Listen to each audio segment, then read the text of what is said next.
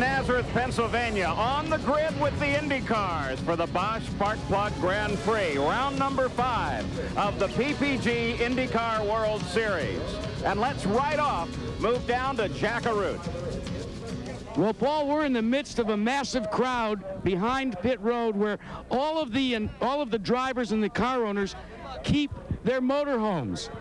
And amidst this crowd, on a bicycle, is the man that just broke the 19-second barrier here at Nazareth Speedway. 18 plus. What was that ride like, Paul Tracy? Well, it was fantastic, and it was, the car was really hooked up, and but that was yesterday, and this is today. We got a long race ahead of us, and this track is typically the bottom can fall out of you real quick, and you can lose your setup. So hopefully we got a good setup. We think we've made some gains this morning in the morning warm-up, and the car feels good. We did a good time on full tanks, which was in the 19s as well, and hopefully we can make it last all day.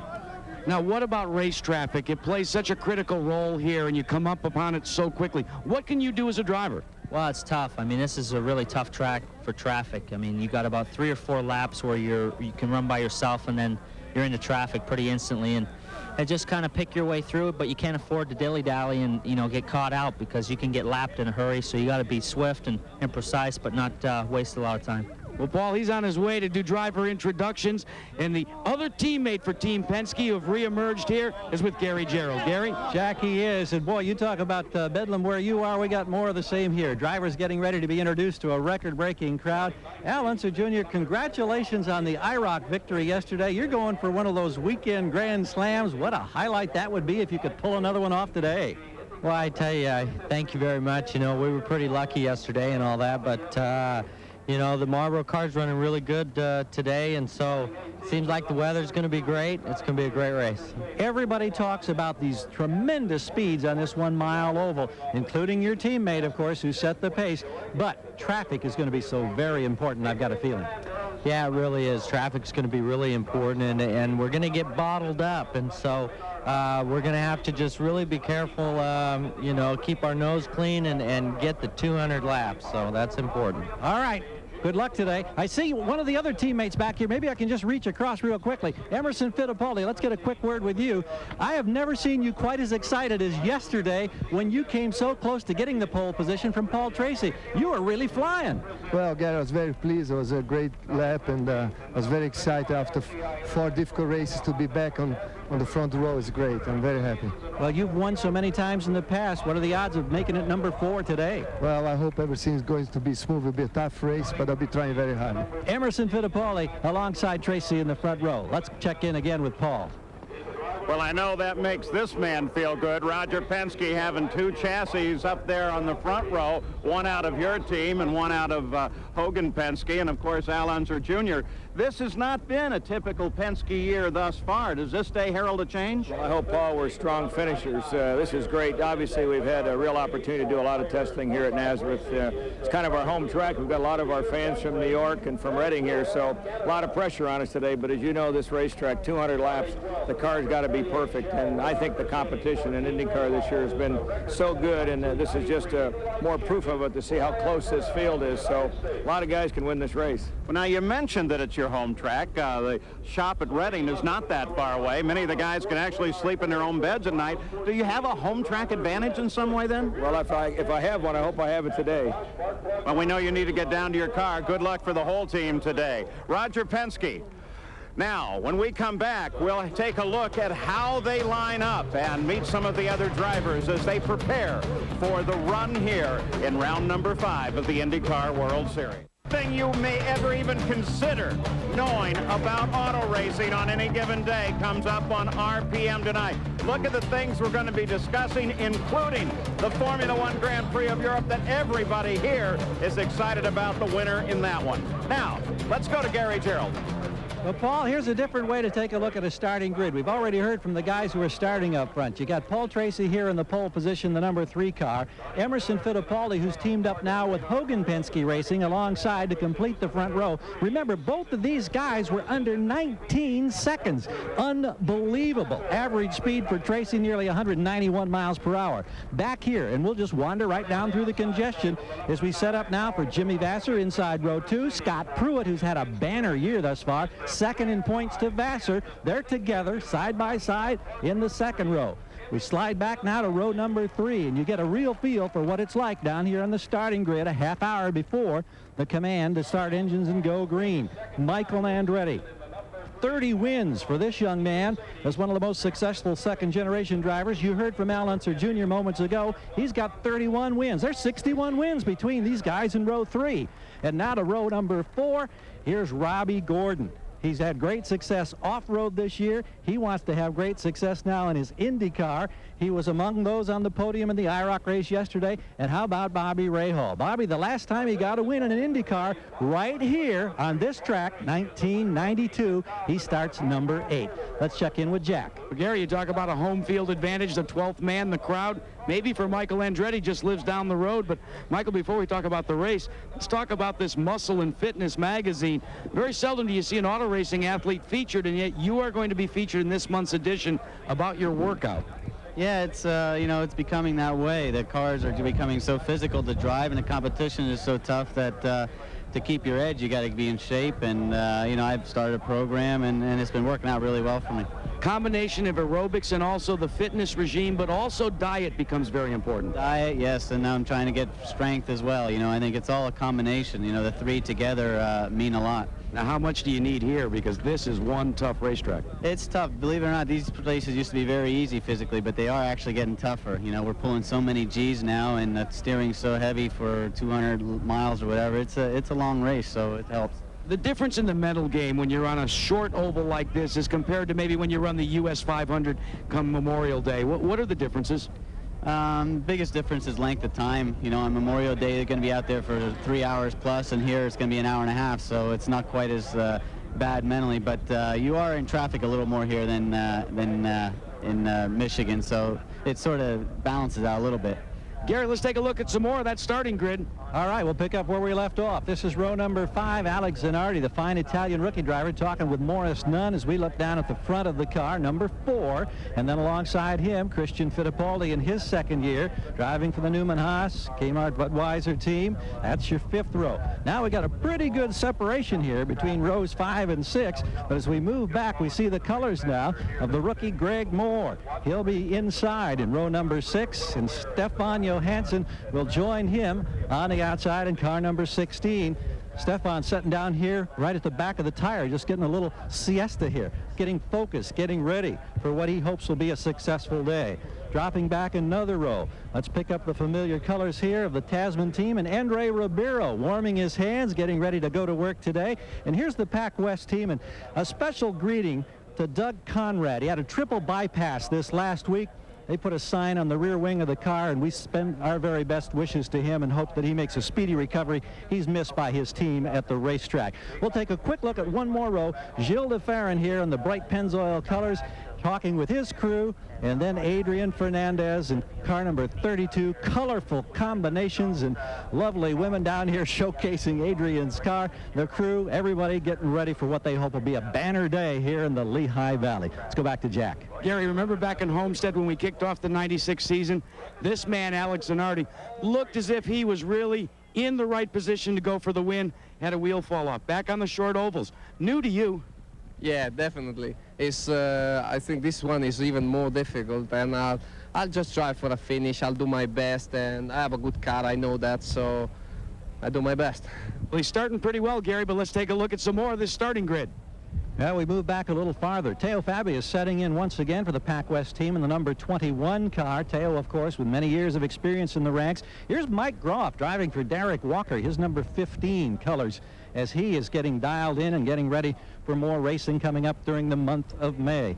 Now we move back to the next row. Eddie Lawson, who's had a couple of top 10 finishes in his last couple of races. He's in the number 10 car. And then Parker Johnstone, one of the tough luck stories thus far this weekend. Parker found the wall yesterday, heavily damaged his primary car, had no time to get this one dialed in, but they got out, they qualified in the number 22 spot. They'll try to advance from deep in the pack. Jeff Krosnoff, the rookie with Toyota Power for the Arciero Wells racing team. Here in car number 34, Pupo Marino. That's the way he wants to be known. No longer Roberto, it's Pupo Marino. He has got the Dale Coyne car, number 34. And moving back to our final row in the field today, Juan Manuel Fangio driving for Dan Gurney as they continue the research and development with the Toyota program, and Hiro Matsushita alongside completing the field. So there you've seen it end to end. Pretty soon it's going to be an absolute whirlwind out here in this 1 mile oval. Let's go back to Jack. Gary, when the Nazareth Speedway first opened up, this man was still doing it on 2 wheels. Former world motorcycle champion Eddie Lawson, now to the 4 wheels. You graduated from Indy Lights, first real full season with Rick Gallis. What are the differences? Well, I don't have as far to fall, I guess, and no, it's. I think just getting the car set up and getting used to that that's been the biggest problem for me right now. But yeah, it'd be nice to qualify a little better. But we have a pretty good race car, and I think we're going to be up there. But yeah, it's completely different from racing bikes, that's for sure. Well, the learning curve might be tough, Paul Page, but let me tell you one thing. He really is getting the job done for Gallis. The countdown clock continues here at Nazareth Speedway. We're getting down to the short strokes, getting ready for the race. Settled in with Jimmy Vasser, who's been the man, winning 3 of the first 4, leading the PPG Championship point standings. Are you more relaxed and more confident, or is the pressure starting to mount? Well, I mean, there's so much built-in pressure in racing. You can't put any more on you. It's been the same pressure for years. But, you know, we just go out and do the best we can. We really focus on one race at a time. The whole Target Chip Ganassi team just takes it one step at a time, and that's what we're doing here. We got a good qualifying spot, 3rd, and hopefully the Firestone tires and the Honda engine and all the good things that we have here with the whole Target Chip Ganassi team will come through for us again today. Well, it certainly came through in the streets of Long Beach. You pounced from the number 2 position, and the man who had the heartbreaking disappointment, I think, is now with Jack Arute. And indeed he is, Gary. Jill DeFerrin, a tough time back at Long Beach. You're walking to your car now. Any after effects from that problem out there? Just kind of took me a couple of days to get over it, but yeah, it was a big disappointment now. Let's see if we can put things right today. Well, he's going to look for that. Another man that had such a great finish at Long Beach is with our own Paul Page. All right, you remember 2 weeks ago, the Toyota Grand Prix of Long Beach, and this guy, he was, about here where his feet were. You're still flying like that. Parker Johnstone finished 2nd, best finish ever. Well, and here we are at Nazareth, the first time on a 1 mile oval ever for our team, and everyone at Motorola, Firestone, and Honda's back behind us trying to do the best we can, but it shows you the highs and lows. We're now at the back. We're going to take a page out of the Steady Eddie book and just try to get there at the end. Well, let's hope the Honda can keep going. They're obviously being challenged. Now, Parker, along with a number of other drivers, had a great opportunity to go out on the USS Carl Vinson, a nuclear carrier. Kick it out. Suck it right in.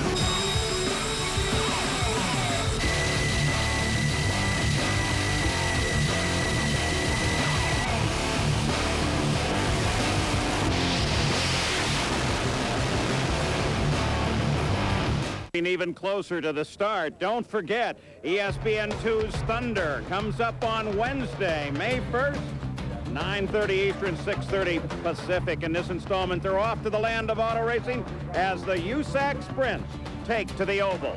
But for the time being, let's stay with IndyCar. Jack? Well, Paul, a man that has finally, I think, maybe got your team ahead of the learning curve. Emerson Fittipaldi qualified so very well. Are there any changes you made with the team or anything you've done differently for this race? Well, when you got a rookie like Emerson, you got to wait a while for him to come around. But no, we've just had, I think, a lot of bad breaks, and we haven't really gotten the whole thing together with the engine, the tires, and the car. And I think it's just coming together. And Emerson ran 450 miles at Michigan this Tuesday and Wednesday, and felt real good with the car and him. And I think that really helped bringing him in here with some real positive thoughts. So this is sort of his track anyway, and I think the fact that he did it and he got down into the 18s, I'm very, very pleased with that. Carl, you followed IndyCar racing from its embryonic beginnings to where it is now. How would you assess its future? Well, you know, I think we're really just coming in our own as a professional sport, really.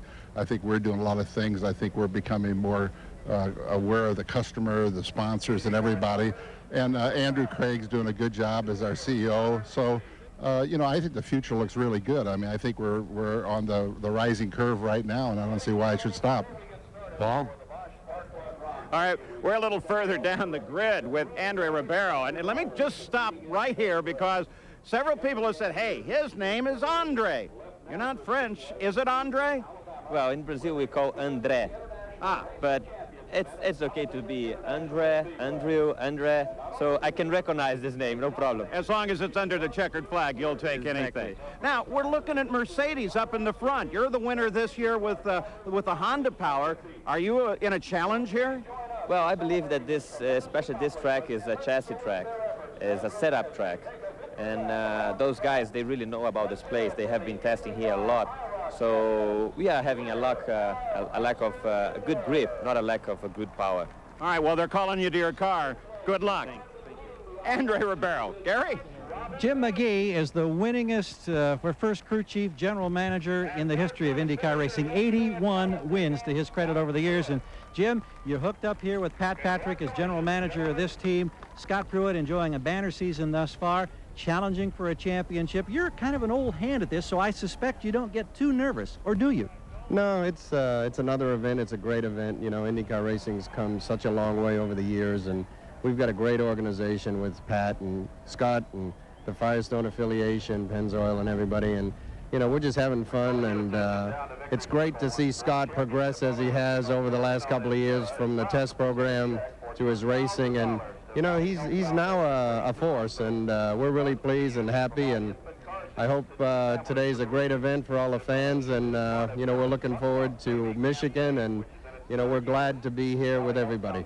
Well, listen, you may not be too nervous, but 19-second laps at this place make me nervous. I'll be nervous for you. Have a good day. Thank you. Jack? Let's show you a little bit of what routine a typical driver has to do between the time they introduce him to the time they say, gentlemen, start your engines. Here's his helmet. He already puts on his balaclava, and he has to put the helmet on. He has to connect the radios to the receivers here on board the car. Put on the gloves, then a 5-point safety harness has to be strapped in, and you are in so tight in these cars and so form-fitted that literally a crew member has to assist the driver with that. Finally, they will take the steering wheel and they'll attach it. Now, do you see these buttons? The most important button is the radio button. That's the one thing that they will test before the cars fire. How many times have we heard radio problems with drivers? Now, a team like Walker, they test it in the early practice, they test it again. Then, the toughest thing in the world, because my heart starts to race, a driver has to try and calm down, narrows his focus, Paul, and gets ready for the drop of the green flag. Well, Jack, that's a perfect description. Exactly what's happening here as Adrian Fernandez is being strapped into the cockpit. Over on this side, if we look around onto the right side, there is Gil DeFerrin, who, of course, had that spectacular run at the Toyota Grand Prix of Long Beach. Will he be able to repeat that today? The question in both these teams, as you heard Andre Ribeiro talk about, is the Honda power is not a factor here. The chassis is, and, of course, they're a little ways back in the field. By the way, Brian Herta was not included in the original description of the grid because in the 6th row they were still working on his car, trying to get it out. We understand it'll be out, and it will be fine. Now, one of two big things this weekend is that Jacques Villeneuve has won his Formula One race, so everybody's happy about that. But even more so, that IndyCars finished first, second, and third in the International Race of Champions yesterday at Talladega, led by Al Unser Jr. If you want to see that, we will have coverage of that on the 30th of June on ABC. We'll be right back. And closer to the start now, let's look at the starting lineup for today's Bosch Spark Plug Grand Prix at Nazareth. With that track record, it's Paul Tracy's 9th career pole. He lowered Robbie Gordon's record last year by 7/10 of a second. And it's Tracy's 2nd pole of the season. Remember, he had the pole at Miami. It's his 3rd pole on an oval. This is the first time since the '94 run here at Nazareth that 2 Penske chassis have, in fact, occupied the front row. And it's Emerson Fittipaldi's best start since Milwaukee last year. Then 2, Greg Moore, Gil DeFerrin. Well, for those 2, it's the worst start of the season. So that's the way they're lining up. And we'll see how much of a change happens when that green flag comes out. It always makes for a great race here at Nazareth. Now, what about Jack Arut's regular feature? You know, did you ever wonder about? No, here's Jack.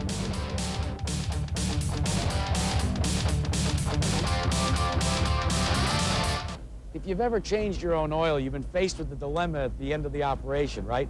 What do you do with the used oil? Well, did you ever wonder what IndyCar teams do with their used oil? Safety Clean is an environmental concern that has put together a traveling recycling center that goes to all the IndyCar events.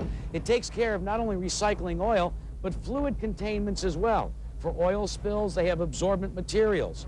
For parts cleaning, an environmentally sensitive parts cleaning operation is set up right in the Safety Clean tent. The used oil, it's quite simple for IndyCar teams. They come here, dump it in the big bin, and their job is done. Now, at the end of each event, Safety Clean takes these drums back to their Chicago, Indiana refining plant. They literally recycle this oil, refine it one more time, and then distribute it to contracted organizations like the City of New York and the United States Postal Service. So who knows? One day, you could literally have your mail delivered in a vehicle that's using IndyCar oil as a lubricant. Now, before we go, let me make my pick for today's Bosch Grand Prix. It's got to be Paul Tracy. Reunited with Team Penske in '96, he knows this racetrack because Penske owns it and uses it for extensive testing. What about you, Gary? Who are you picking for today's race? Well, Jack, certainly no quarrel in this department along those lines. I think you have to go with Paul Tracy. You mentioned all the test miles that he has at this facility. Remember how dominant he was in the season opener down at Miami at Homestead on the oval. He just ran away from everybody. Of course, he encountered a problem that eventually put him out of the race. Here, everybody's got a problem with traffic. If he can stay clean through this day, I don't think anybody can catch Paul Tracy. Paul, how about you? Well, I guess I'm going to be the lone dissenter because I got to tell you, with his win yesterday in the International Race of Champions, Al Unser Jr. is hot. We know that he's super on ovals. We know he's incredibly fast. We know that the Penske chassis, the Mercedes engine, the Goodyear tires have certainly made a comeback. I'm going to have to disagree with both Jack and Gary and say I think it's going to be Al Unser Jr. Now, before we head off to the race itself, let's take a look back at last year's run here at Nazareth. Robbie Gordon, as we suggested, he was the guy with the pole and let him down with that new track record. Michael Andretti, it's his hometown, and he very definitely had his problems into the wall. Eddie Cheever, he led much of the race but ran out of fuel toward the end. And Emerson Fittipaldi took the win. That was 1 year ago. So we'll have that race coming up next on ABC Sports with, of course, a delay for the West Coast. And if you're staying here on ESPN, coming up next on the Deuce, the Super Chevy Series from Memphis, Tennessee. So the Indy cars are all now set and ready to go, and we are ready for round number 5 of the PPG IndyCar World Series.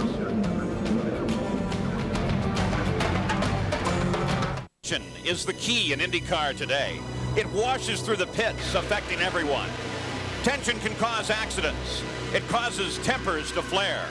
It causes drivers to reach out in anger. Is it because the Indy cars already have run 4 races in 3 countries and crossed the equator 4 times? Or is it the closeness of the competition? Or is it this man, Jimmy Vasser, who's won 3 of the 4 races? His Honda Renard shod with Firestones is the combination to beat. Can they catch Vasser? He won on the Miami Oval and lost on the Oval in Rio. Today, the Indy cars are on the blindingly fast bull ring at Nazareth.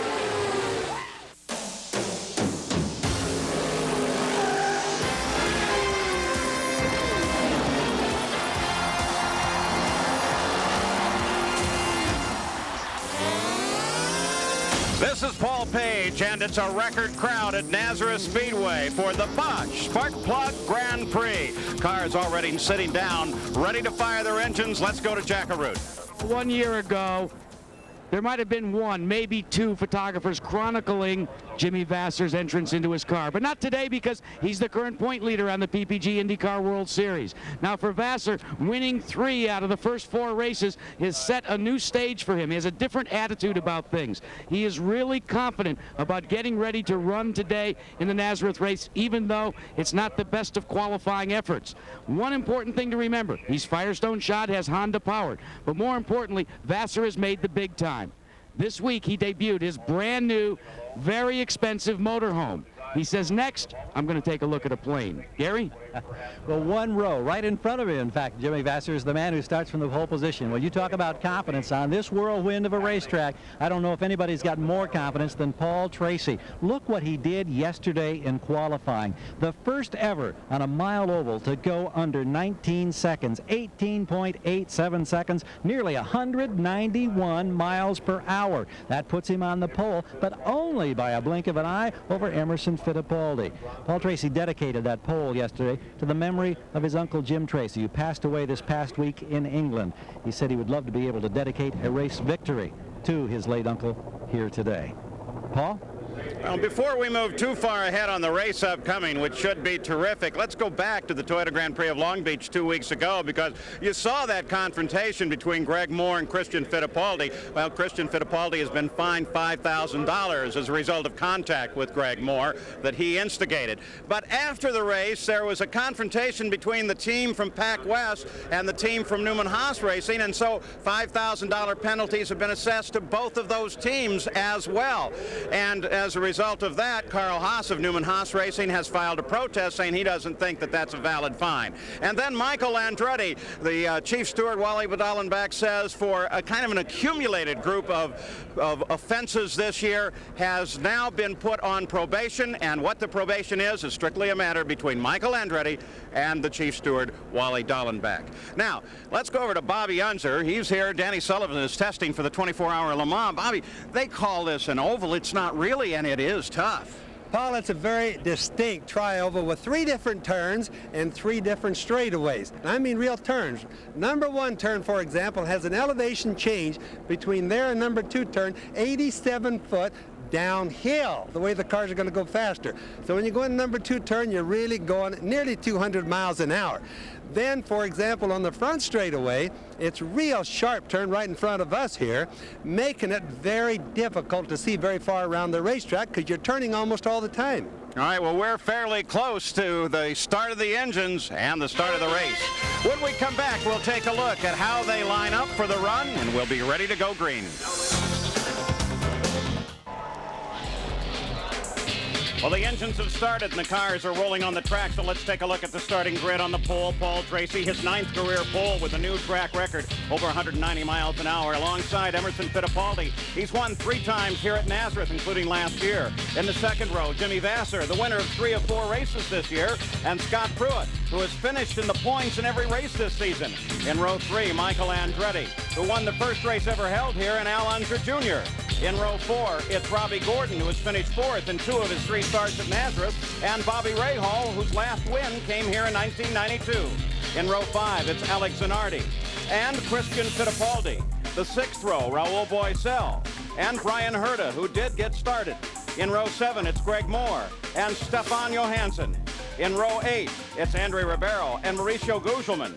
In row 9, Jill DeFerrin and Adrian Fernandez. In the 10th row, Teo Fabi and Mike Roth. In row 11, Eddie Lawson and Parker Johnstone. The 12th row, Jeff Krosnoff and Pupo Moreno. And in row 13, Juan Manuel Fangio and Hiro Matsushita. So that's the lineup here, and as the cars begin to circulate the track, there's what it looks like. Passing zones and trouble zones.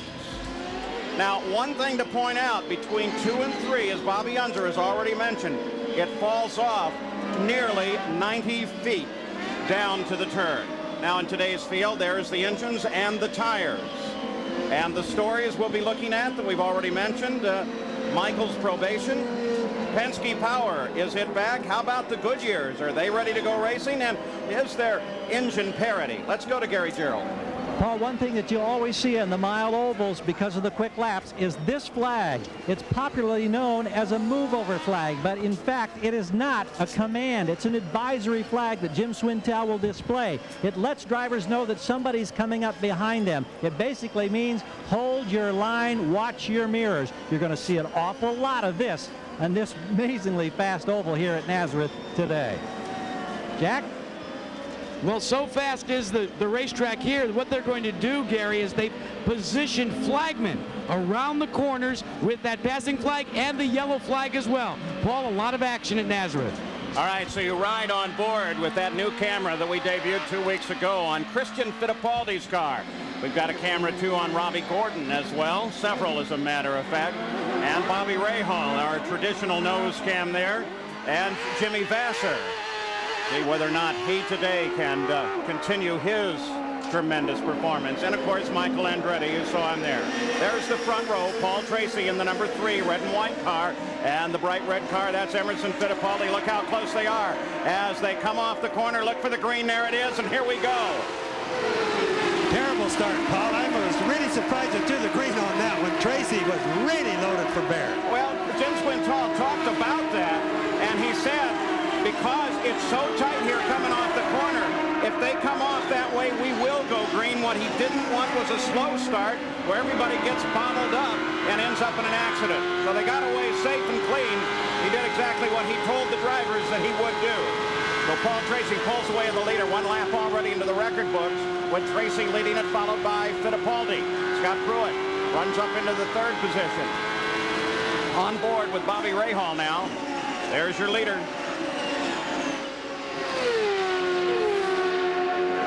Now, Paul Tracy's had about a 3-mile-an-hour average advantage on everybody at the track. Paul also has more test miles, it's been rumored here, instead here, than the other drivers all combined. He tests here for the Roger Penske team an awful lot. Well, this is, in fact, Penske's home track. Their shop at Reading is not all that far away, and so they are able to get down here quite a bit and test. Tracy said, I've tested in rain, I've tested in snow. He does have a tremendous number of miles. There's Scott Pruitt coming off the corner in 3rd. That's Jimmy Vasser just behind him. And behind Vasser is Michael Andretti. That's Scott Pruitt right there in the red and white car. That's Ford power. We'll have to tell the people as we go along off to what the engine powers are on these cars. So, because there is a difference, and there isn't a parity yet. Certainly they're getting a little bit closer together, we can tell by this race. But this racetrack is going to be a driver's track. Watch it all day long as we watch the race. It's going to be a driver's track, more so than most of the tracks we have. Michael Andretti with Al Unser Jr. closing in on Michael. And so no changes at the front of the order. And the nice thing about these short little bull rings, well, laps roll off so very, very quickly. 19 seconds around. And now the leaders, look at that, already closing down on Hero and on Fangio. So in just a short period of time, the leaders are already on top of the back of the field with just 6 laps into the book. He's got to be really careful. It's hard to pass here. Of course, Emo, you can see right behind him in the red car right there. That makes it easy for Emo. If Tracy happens to pick the wrong side to pass somebody, Emo's going to have an advantage. He can have a choice which side he goes on. Bobby Unser told you about how unusual this track is in shape. Well, this will give you a good idea as we look down from above and we watch the leaders. Red and white, of course, is Tracy. The red car is Fittipaldi as they close on slower traffic. There they come onto the tri-oval. What is the front stretch? There's the start finish. There's turn 1. They've got a warm-up lane down on the inside of the track. Now you're on the back stretch and they're running downhill. Right here is where they enter the pits if they come in for their stops. Turn 3 and turn 4. Gary mentioned that move-over flag. Since the start, I've been keeping an eye over on the starter stand. I don't think he's put it away. A lot of traffic out there. Big difference in the speed.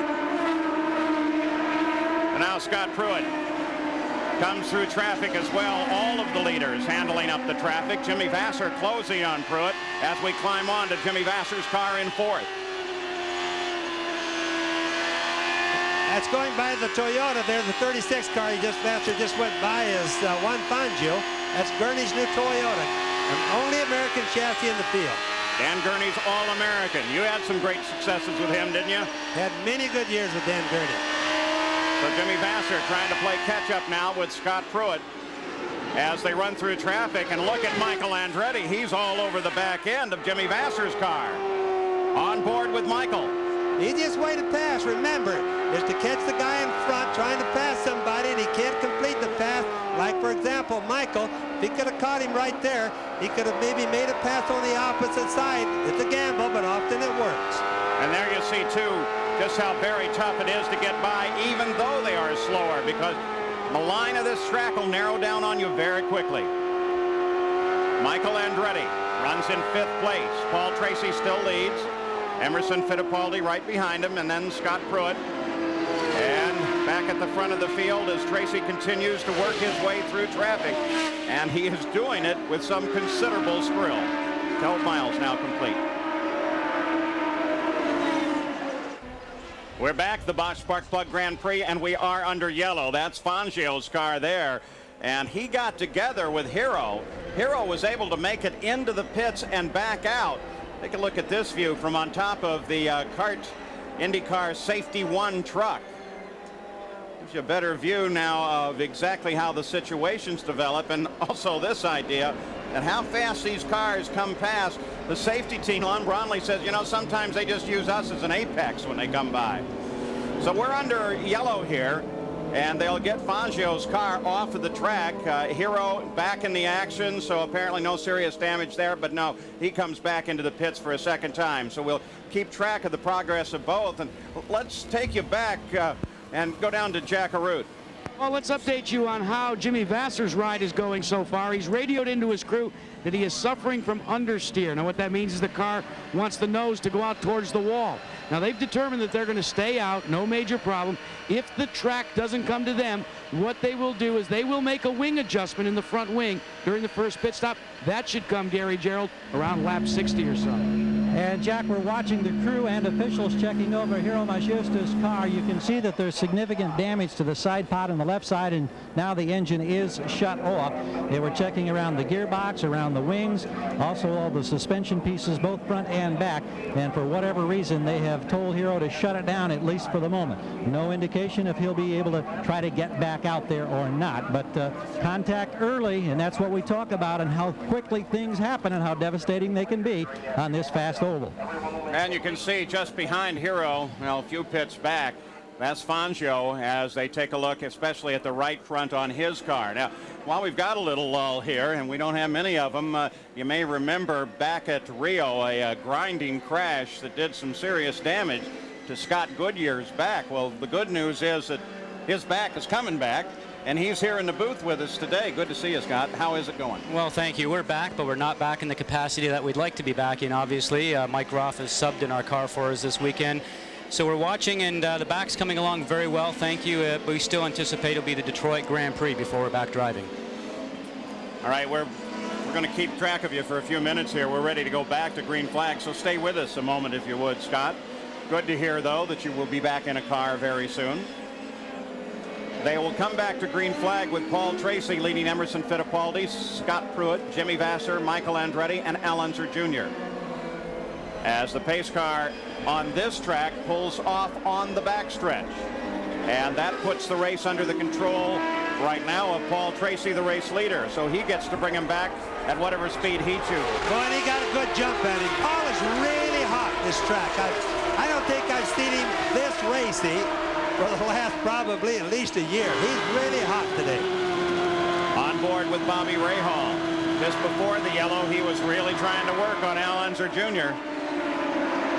But Al got a good start there, too, and so Rahal's having to defend against Robbie Gordon. Of course, every time they have a yellow flag, they all bunch up. That's an opportunity to pass because you don't have to gain on somebody under the green or fast laps. Oh, wait a minute. You didn't just say that you can pass under yellow, did you, Bobby? No, I didn't say that okay, for sure. Just it's a time to get up close to it. I know sometimes you get confused about that. Jack Arute?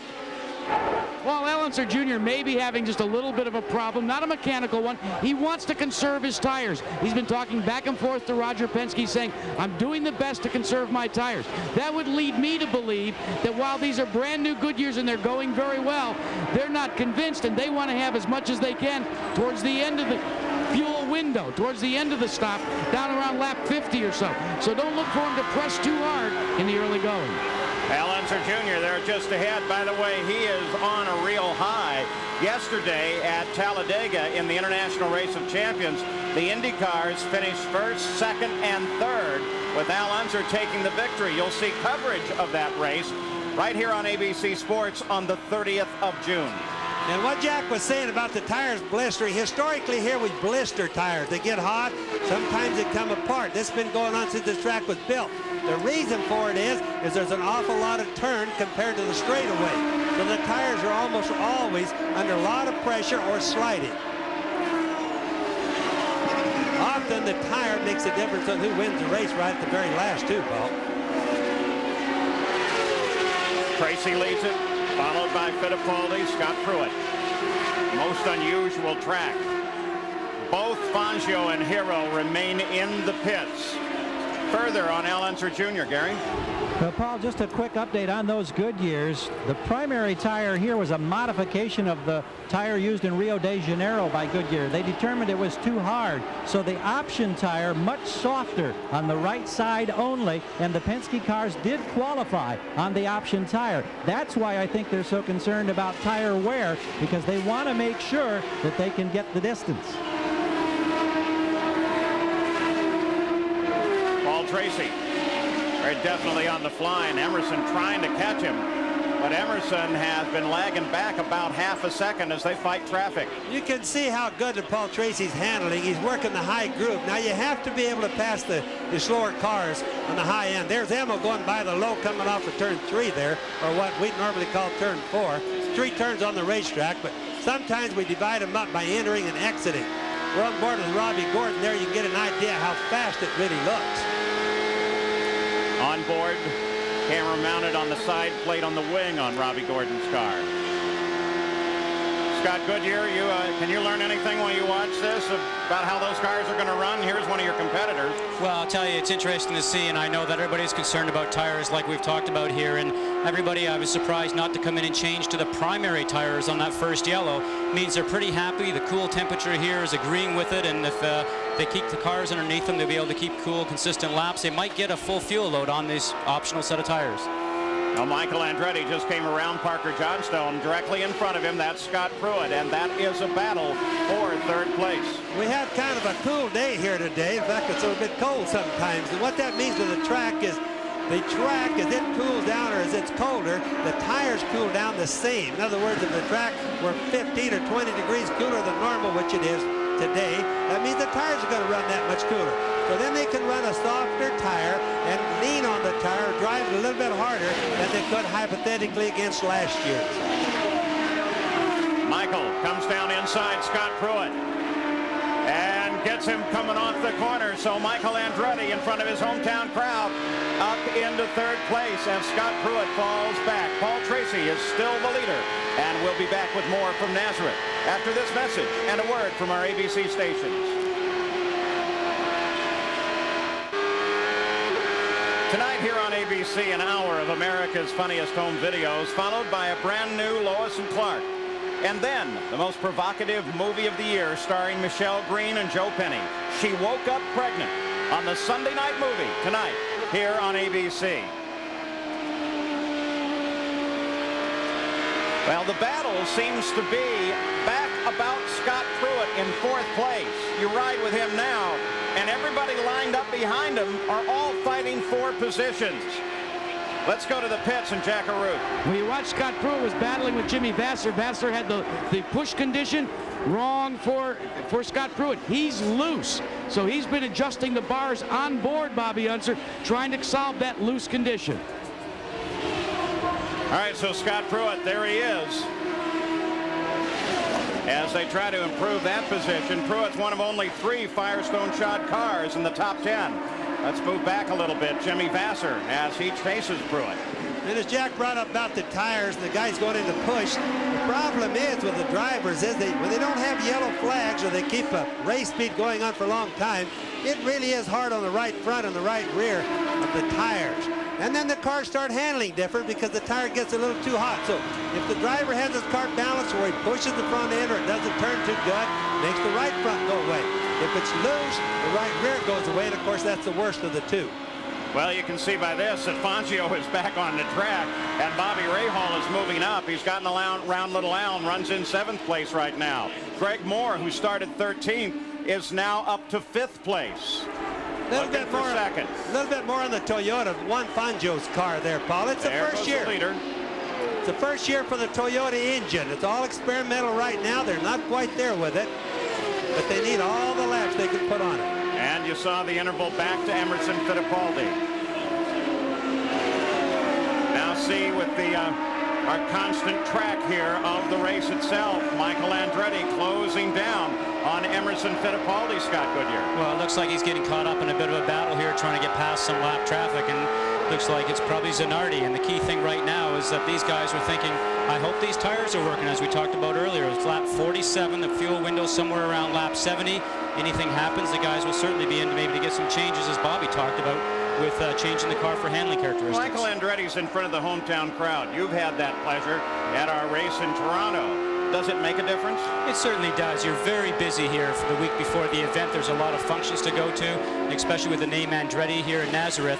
And I suspect by the time you get into the car, you put your helmet on, slide into the cockpit, and it's all of a sudden solitude. You have a quietness, you get your job done because you've had a very hectic week. The downhill run on the backstretch into turn 3 as you look down from the Honda Helicam. And just that quickly off of 4 into the tri-oval. They've been turning laps at a fairly incredible pace. Leader speed average is up at 146, but that's with the yellow. The race record is above that, and they'll be closing in on that, I think, fairly quickly here, because they have run now for 50 laps, or a quarter of the race, without but one yellow. There's Greg Moore in the blue and white car, really getting going right now, Paul. Yeah, he's closing down on a fight here that is bringing him up through the front of the field and bringing him into contact for the lead as he just got around Pruitt and now sets his sights on Michael Andretti. Greg Moore is a young man, very young, Canadian. I think he's one of the brightest stars that we have coming up in IndyCar racing. He annihilated the Indy Lights last year. A lot of people didn't think he'd do. That's him right there in the blue and white car. A lot of people didn't think he'd do that good this year in the Indy cars, but he's already looking like a star. 9 cars. I wonder if we have too many Canadians here. We got one set next to us. You said that right here in front of Scott. That's good. And there's more in their way, I think, up there too. I think so. Greg Moore has certainly been impressive. It was at this track about 3 years ago that I remember watching him waiting outside the rails to talk to several of the IndyCar owners, but he was so polite. He didn't want to, as many, in fact, spectators have done. They've gotten tossed out, but he didn't even want to go in and violate the area of the garage. On board now with Michael Andretti. Emerson sits just ahead, and the report is now that Hero is out of the race, and Jack Arute, you can update us on Parker? Parker Johnstone has his hands full. His car was so loose, gentlemen, that he said, I've got to come onto pit road. They changed one tire, and they also went and they put some more wing in the front of the car. He said, I just can't handle a mile here for even another 10 or 12 laps. Well, Michael now trying to overhaul second place Emerson Fittipaldi. Paul Tracy has 2.5 seconds on Fittipaldi since we came back to the single green that the single yellow that we've had thus far. Now Michael and Emmo, here's two guys that are really in good shape right now. We saw Michael earlier in the day. He's been going to the gym an awful lot. He's been working out. He knows that these Indy cars are very hard to turn. The camera doesn't show how hard they really are to turn, but there's very fast steering, very hard physically, and especially at this track. Emerson Fittipaldi, one of the toughest guys I've ever known. Paul Tracy leads it. The first car for routine stop is in and out, and that's Mauricio Gugelmin. There's your last lap run for Fittipaldi and for Andretti. So Michael quicker on the track.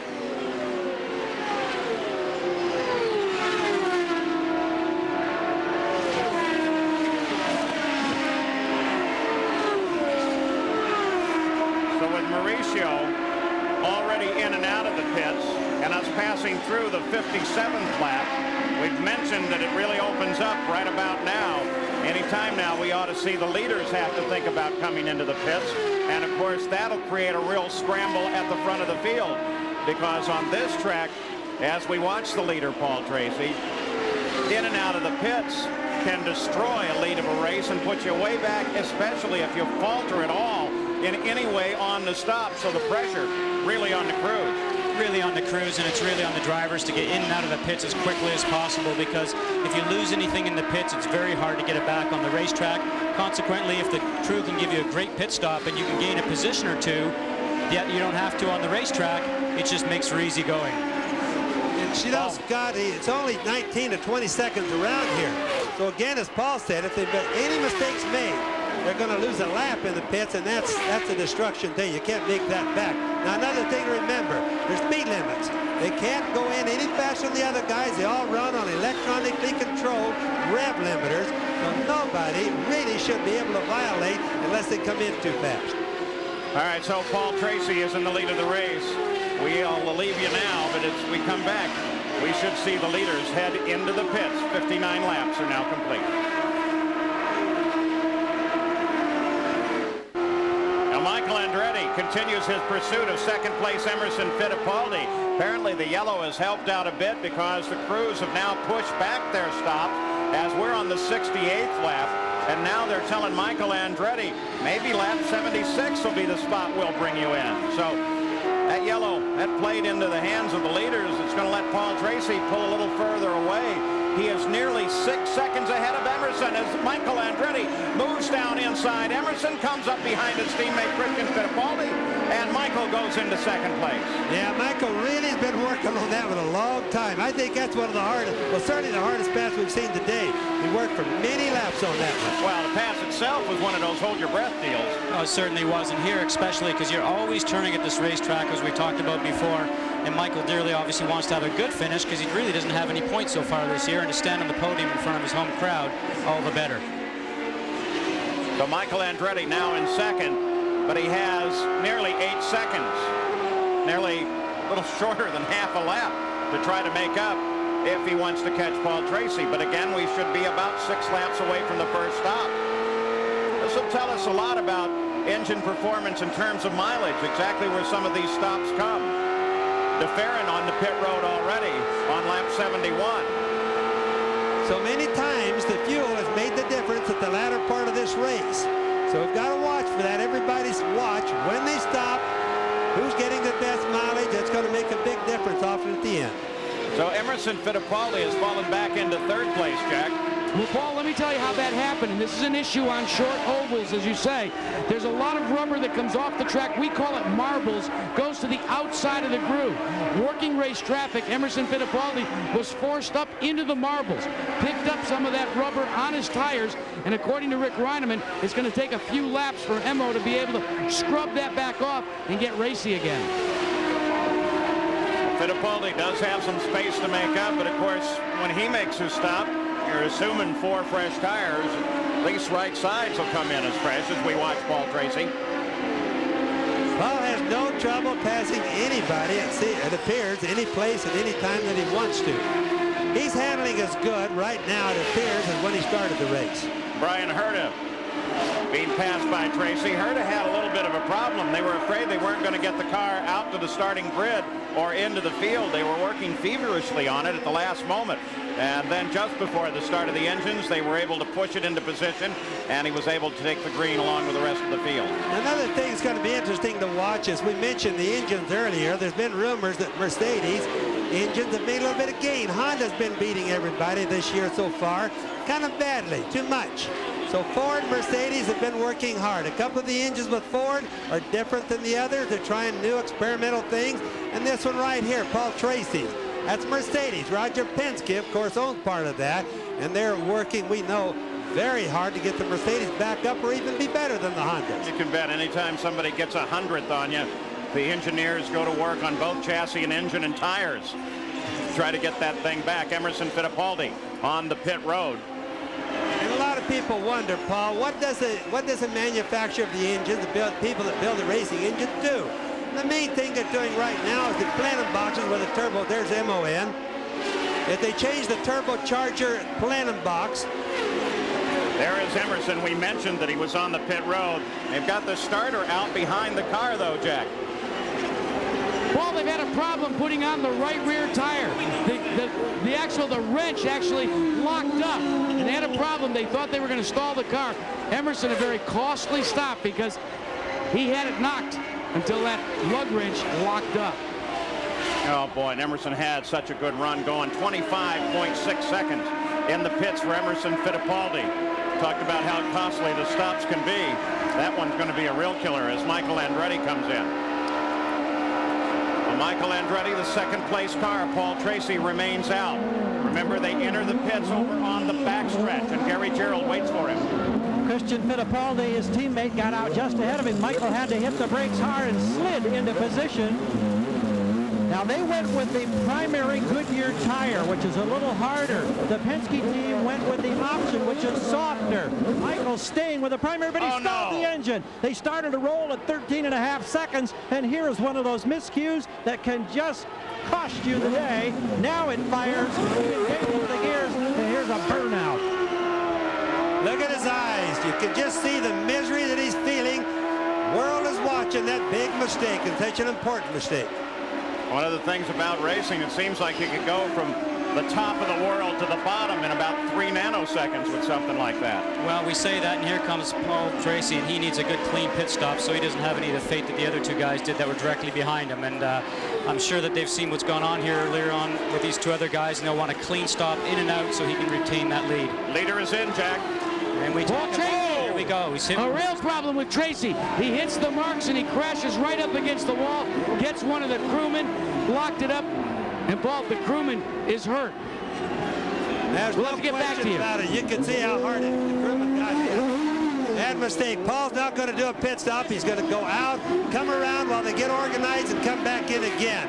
They're going to have to replace that crew member, too. Somebody else is going to have to take the job over. What could have happened here? Locked the front brakes up. He came in too fast, locked the brakes up. Instead of letting the brakes off and driving it on through, right there he hit the crewman. For sure, he's going to have an awfully bad leg or a sore leg no matter what. Oh, I hate to see that. The one thing that's not protected in the pit stop, of course, is the crew. Michael Andretti. Greg Moore, his team serviced him routinely. He has been in and out. And so now with the stops beginning, everything sorts around. Let's go back to Jack. Well, this is really not something we like to see. Matt Johnson, who was in charge of the left front tire, was actually hit by Paul Tracy. Now, he's conscious, he's awake, he's talking to the medical technicians right now. It actually, the front wing went up against his leg. So now the emergency medical people here are going to lift him over the wall, and this is not good. The one thing that Paul Tracy said on the radio is, guys, I'm just so very sorry. Now, the difficult part is they need to get Matt out of the way because Tracy needs to come in to take on fuel. Forget tires. This is a very difficult moment for Team Penske and Paul Tracy. It's about to become more difficult. They're going to give the black flag to Paul Tracy for a safety violation. At least that's what race control has indicated, but for the time being, they're holding off on it. Robbie Gordon in and out. Boy, this thing, very typical of this track, typical of the short ovals, a lot happening all at once. But for the time being, while race control has been considering a penalty against Tracy, they're holding off because of that injury to Mac Johnson. The crew now waits for Paul Tracy to make his appearance. Once again, there he comes. Well, unfortunate for Paul, things got worse when he left in that black flag penalty for running over the air gun when he left with that left rear. You saw the car get in the air, so it's unfortunate. He's just going to get a penalty on top of making a second stop. Boy, and that's just absolutely devastating. Paul Tracy looking over. I think he's trying to find Mac Johnson, Jack. Well, right now, Paul Tracy is trying to get his car back under control. He does light it up, but this is a very difficult several moments. Now, they are continuing to work on Matt Johnson, and what they're doing is they're inspecting his right lower calf and ankle. You know, we've got a great IndyCar safety team, and no sooner had this happened than the IndyCar safety team was already on the spot. Real quick action. Everything, believe it or not, guys, is under control down here. Now, one of the interesting things about this, and everybody's got to know, Paul Tracy is a professional. As sorry as he is because he hit his crewman, and it's kind of inexcusable in a way, but by the same token, he's got to go back and do a professional job, be a race driver, and keep going to try to win the race. Get a view there of Greg Moore. That team is celebrating big time because their champion out of last year, out of the players team, was, of course, Jacques Villeneuve, and he won his first Formula One race today over in Europe at the Nürburgring. And this is the black flag penalty. If you saw the routine stop, the stop and the penalty are two different stops. So there's really a triple penalty on Paul Tracy. Yeah, just so everybody knows, the stop like that on a black flag really means basically almost a full lap. It could be a lap, and that's really tough here. And it takes a guy out of competition. Well, and with that stop, he dropped steadily down in the order from 7th to 8th to 9th to EDS scoring. Of course, gives us fantastic scoring on a track like this, so very helpful. Alex Zanardi heading for the pits with a problem, keeping track of the leaders, and the new leader you got a glimpse of there, Michael Andretti, followed by Al Unser Jr. and then Greg Moore. You can see there's Zanardi just coasting in. The bad thing about this is that if another car comes into the pits way back there, I would just think it has happened before. It's not wide enough for two unless the guy really scoots over a bunch. You can watch for those type of things. Unser Jr., second place. Greg Moore right behind him. So this is where the fight develops now with Michael Andretti as the new leader of the race. After some terrible fortune befell the leader of the race, Paul Tracy. And the indication is that Zanardi, in fact, was out of fuel coming into the pits. And that shows you he was going about 91 laps, Paul. You just can't go that far, it looks like. So Michael Andretti is out in front. Al Unser Jr.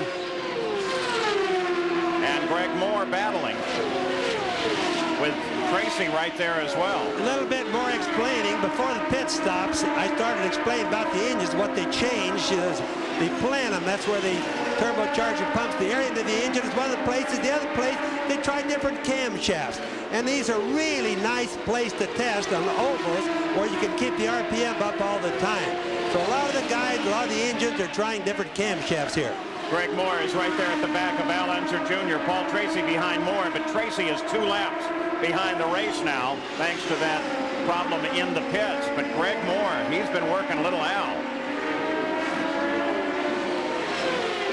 He's doing a great job. He's going to sit back and just watch his time. Remember, we're just coming up to halfway in the race. There's another pit stop to happen yet. Won't risk anything. He'll just sit back and maybe learn a little bit from Al Jr. at the same time. But go to school on Al Unser Jr. Scott Goodyear, we know you've got some other obligations. Thanks very much for spending some time in the booth, and we hope to see you back at the Grand Prix at Detroit on Belle Isle. So we'll keep track of the leader, Michael Andretti, and this battle between Unser and Moore.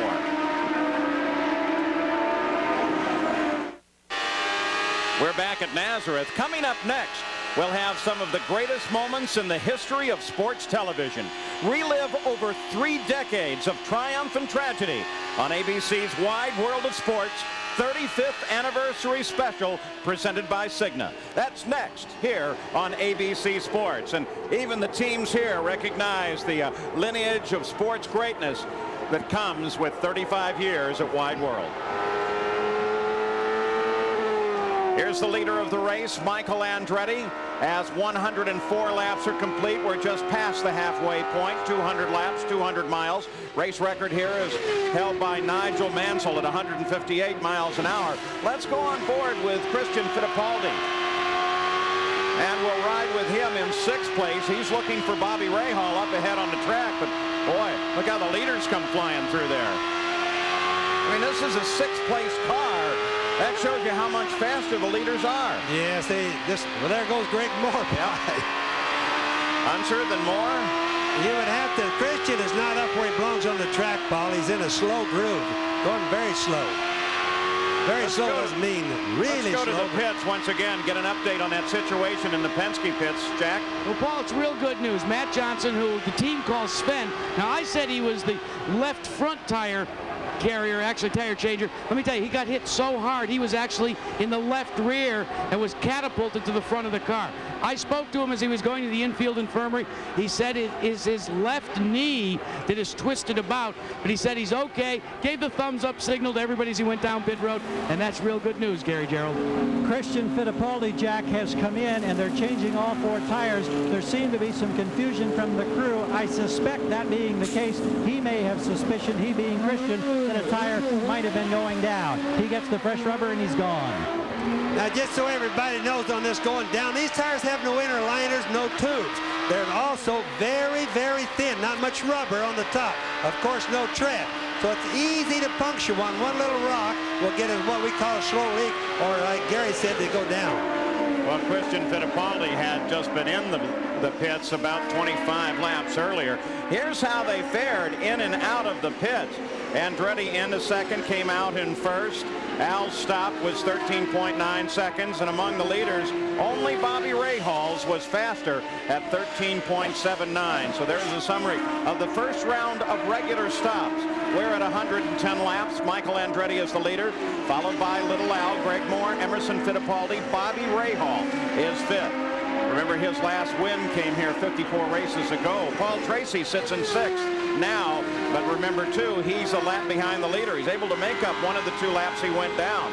Scott Pruitt is just behind Jimmy Vasser, who's in 7th. Adrian Fernandez is now 9th, and Fernandez started in 18th.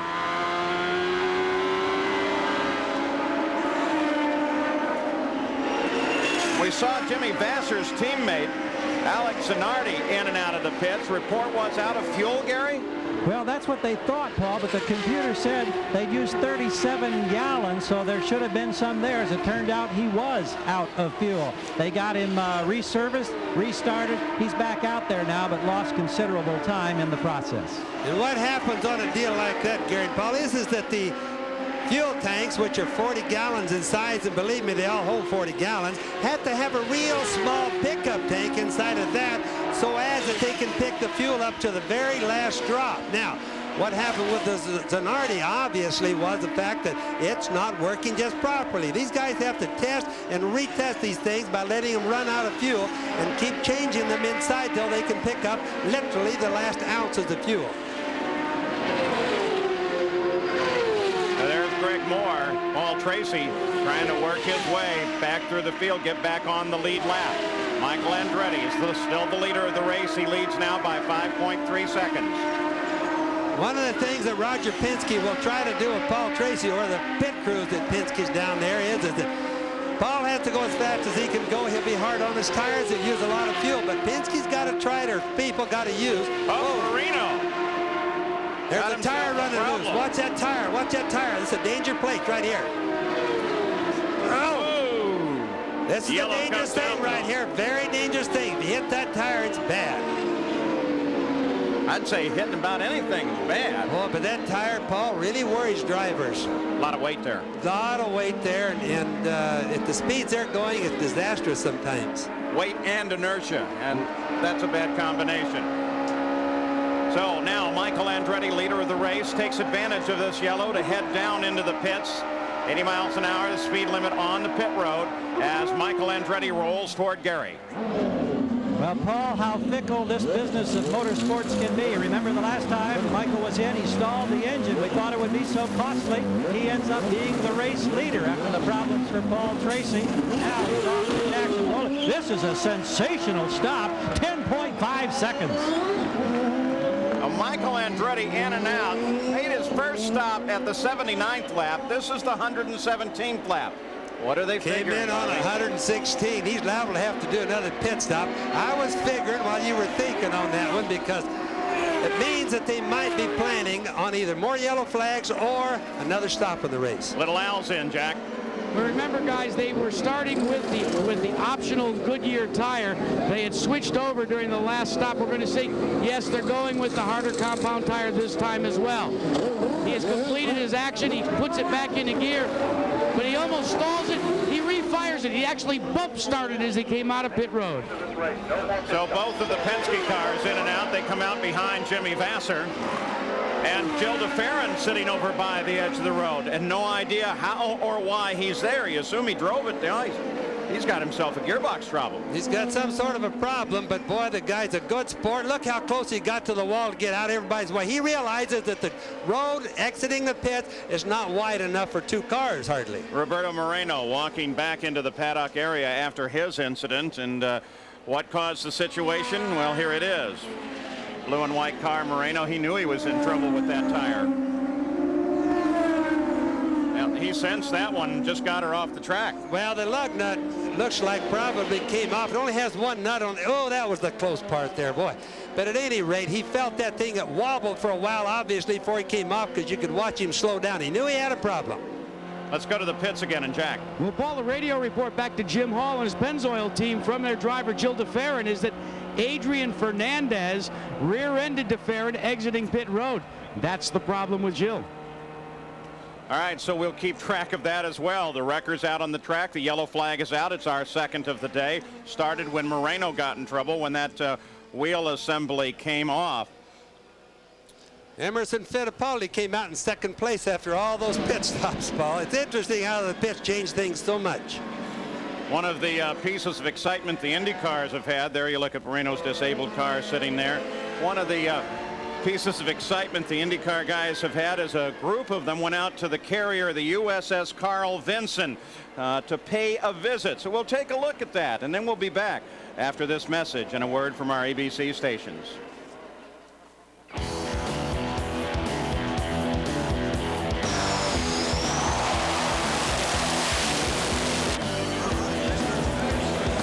Joe Montana's coming into that.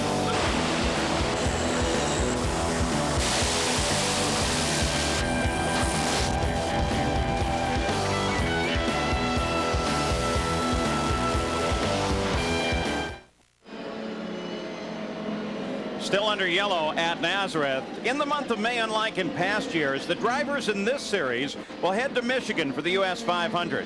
ABC gears up for the greatest spectacle in racing, the Indy 500, featuring the drivers and cars of the Indy Racing League.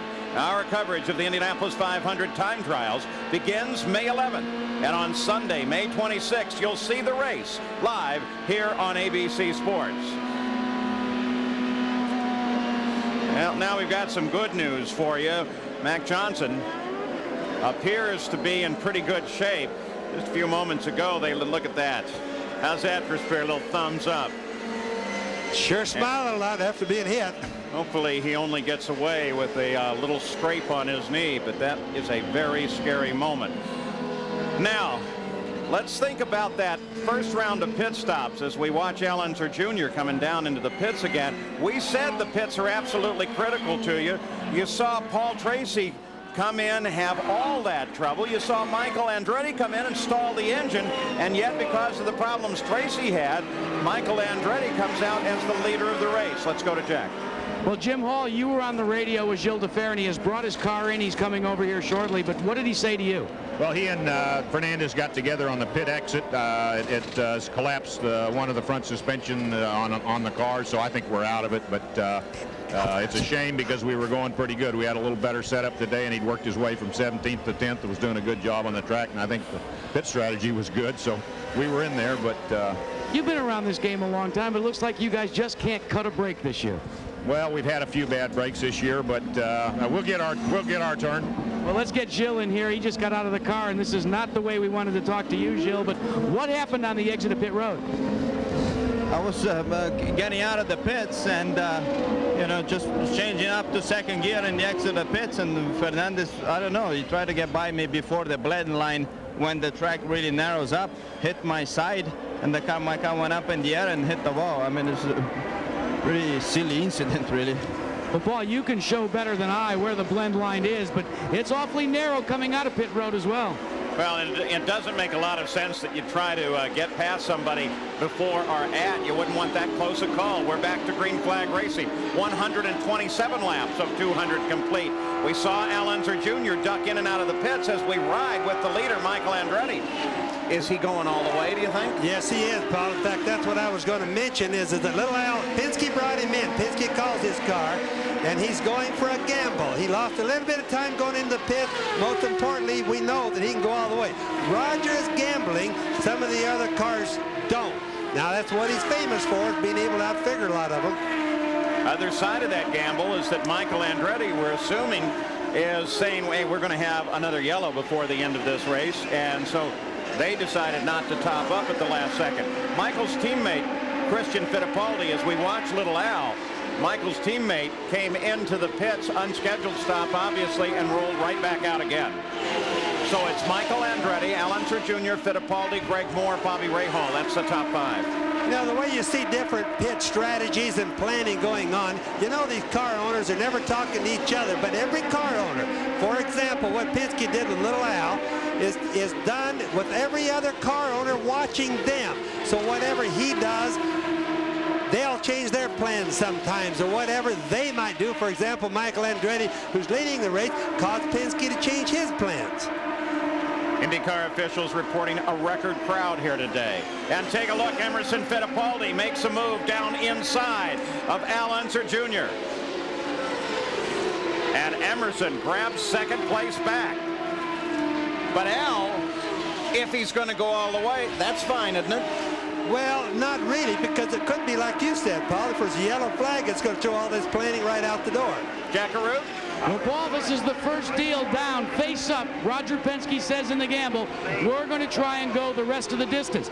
That's one reason why Emerson Fittipaldi could pass Al Unser Jr. so easily. They're going to have to conserve some fuel for a short period of time before they can release the bridle on Al Jr. Roger Penske would not speak to us, very stoic, and I'll tell you what, you look at that man, he's focused in on trying to win at this, his very own track. Yeah, I was going to say, stoic or determined.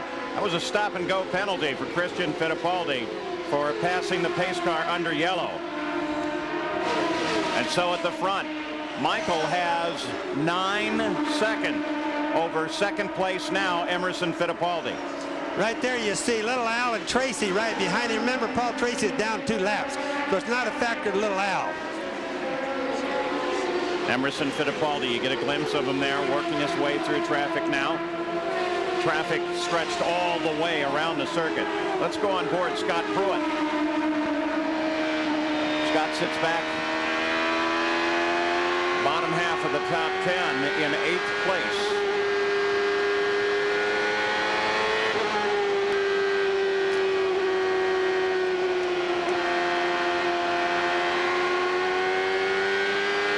That's coming out of what we call turn 1 down the back straightaway, downhill into turn 2, another short straightaway. That's where they back off quite a bit. This is the sharp turn right in front of us, right to the left here. Got to really do that one right. That's a tough one. They back out just ever so little, but not much. Down into turn 1 again. Now coming, accelerating down the back straightaway. This is the only place on the track that they get any relaxation, and you can see it's only 2 or 3 seconds. Well, if you're wondering what maybe some of the teams are thinking, Carl Haas, who is an avid reader, read about anything you put in front of him, may have read the history of this race just last year, which tied the record for the most yellows at 5.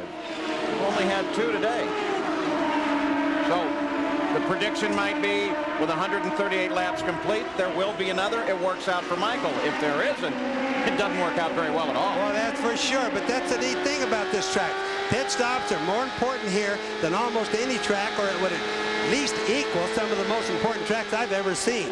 Makes all the difference in the world on the pits.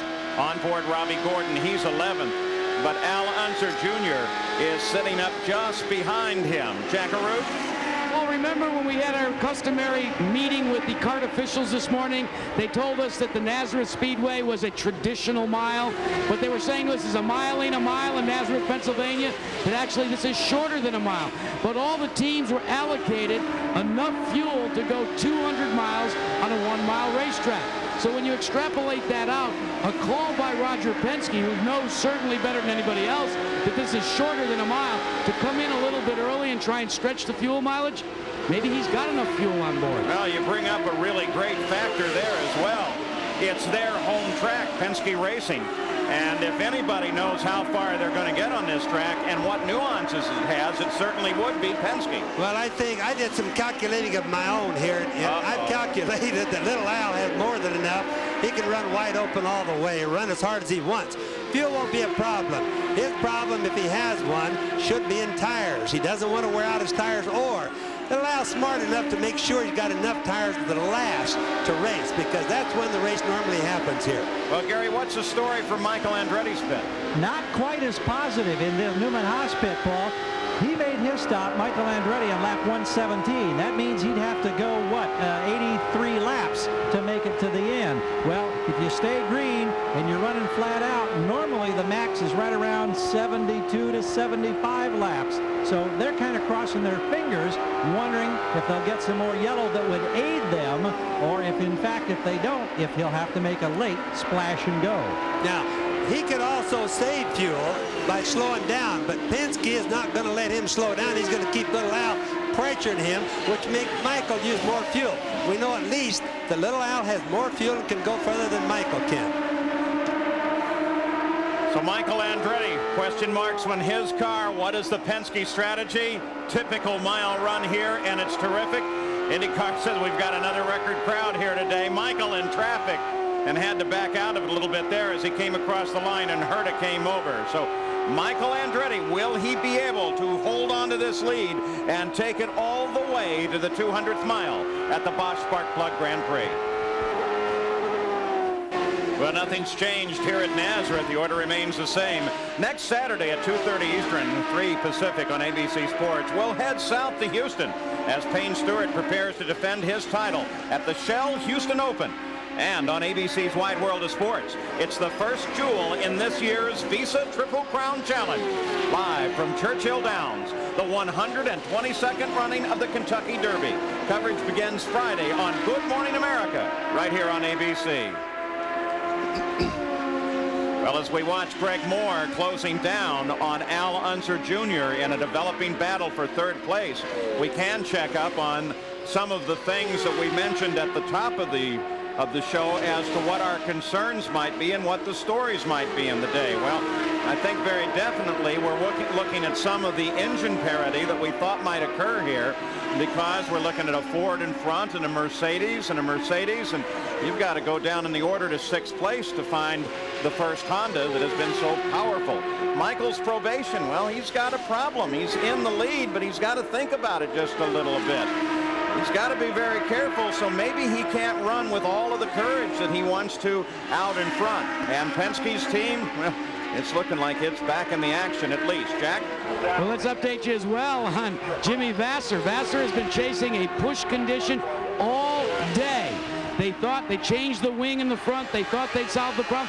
Then they thought maybe they had a header going bad on them, maybe cracked or something. He's just not having a good day at all. And right now, they're just out there trying to get some points-paying positions. You're out on board with Jimmy Vasser. Also a little mention on Emerson Fittipaldi, who's in 2nd place in one of the Penske cars. We haven't mentioned him on the fuel, but he's going to make it, in my calculations, if they're right, he's going to make it to the end, Paul, but he's going to be kind of close.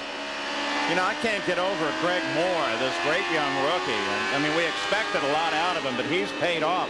Look at him as he sits right behind Al Unser Jr. as we take a look down from the Honda Helicam. Now, when we started this segment after yellow, Little Al was up at the front of the pack. Moore was all the way at the back of the pack and is closed up and is sitting on his back end now. You know, people look at Greg Moore. He looks like he's about 16 years old. And again, like I said earlier, nobody thought he was going to be this good. He's going to become, and my prediction is right, a real great race driver, somewhat like we had Villeneuve last year. I mean, he could even be a Bobby Unser. Did you see Tracy way out of the groove there, almost hit the wall. He was uncontrolled drift there for a while. I thought he was going to get it. There we say it. Michael, Emerson, Al Unser Jr., and the battle with Greg Moore. Gary Gerald? Checking in with Tony Brunetti, who is in radio contact with Greg Moore. They're delighted with the way the car is handled all afternoon. The first time we checked earlier, they said it was absolutely perfect. Just got another thumbs up. They're good on fuel. They want to get to the podium. Did you see the pass that Greg Moore just did on Vasser? There's Vasser right there. Greg just passed him. Just did it so nice and so smooth. He looked like he was a 10-year experienced driver. 2nd place is Emerson Fittipaldi. Remember, that's where he was going to the closing laps last year and ended up the winner, Jackaroo. And Rick Reineman watched that last year when he worked for Team Penske. Now with Hogan Penske, big question, Rick, can you go the distance? Yes, we're looking good on fuel. We just need to get through the traffic that is between Mike and us, and we'll be all right. What about handling with the car? I know you were chasing I think it was a loose condition early. The only thing he's asking now is how many laps to go, so he knows where he needs to be when we get down to, 10 laps to go. And Paul, I'll tell you, if you watched Emerson Fittipaldi all weekend, he is really fired up. Now, Rick Reineman, he's been the chief for Emerson for some time. They've got some victories under their belt. 124th lap was when Emerson stopped. He's going to make it, Paul. This is Emo's track. He loves this track. I think out of all the tracks on the circuit, this had to be Emo's number one. Continuing to watch Greg Moore as he comes up behind 8th place Scott Pruitt. Moore, remember, sits in 4th, Gary. And a further update on Michael Andretti. Remember, he pitted last on lap 117, would have to go 83 to make it to the checkers. Now, there was a little concern earlier. Now, they're telling us nothing but optimism. They think they don't have to worry about a possible splash and go, but he, too, can go to the 200th mile with no problem. Another thing we want to, boy, look at that Greg Moore going. Another thing we want to keep in mind that they have computers and they have telemetry. What that means is the cars are talking to the pits, telling them what the fuel conditions are. The driver's not doing this thinking. Yellow flag has come out at the starter stand. Robbie Gordon brushed the wall. Now look at the right side of the car. So Robbie brushes the wall, brings the yellow out. This is what Michael Andretti wants. It's what he needs. This is what he needed for certain, sure. It makes them very happy right now. But let's think about it. What if there's Robbie coming out? Boom, he hit it pretty hard.